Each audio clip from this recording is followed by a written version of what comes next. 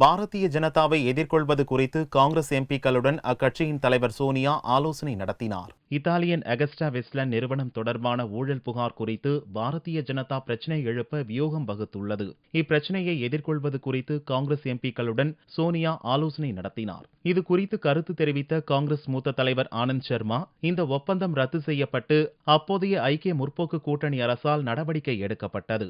பார்லிமெண்டில் இது குறித்து அறிக்கை சமர்ப்பித்த அப்போதைய ராணுவ அமைச்சர் ஏ.கே. அந்தோனி, அகஸ்டா வெஸ்ட்லேண்ட் நிறுவனம் கருப்பு பட்டியலில் வைக்கப்பட்டுள்ளதாகவும் அறிவித்தார். எனவே இப்பிரச்சினை முடிந்து போனது என்று கூறினார். இது குறித்து கேள்விகளுக்கு பதிலளித்த சோனியா, கடந்த 2 ஆண்டுகளாக பாரதிய ஜனதா தலைமையிலான அரசுதான் பொறுப்பில் உள்ளது. எனவே மத்திய அரசு இது தொடர்பான விசாரணையை முடிக்காதது ஏன் என்று அவர்கள்தான் பதில் சொல்ல வேண்டும். நாங்கள் மறைப்பதற்கு ஒன்றும் இல்லை என்று பதில் அளித்தார். மேலும் இப்பிரச்சனையில் தன்னுடைய பெயரை இழுப்பதால் தனக்கு எந்தவித பயமும் இல்லை என்றும் சோனியா கூறினார்.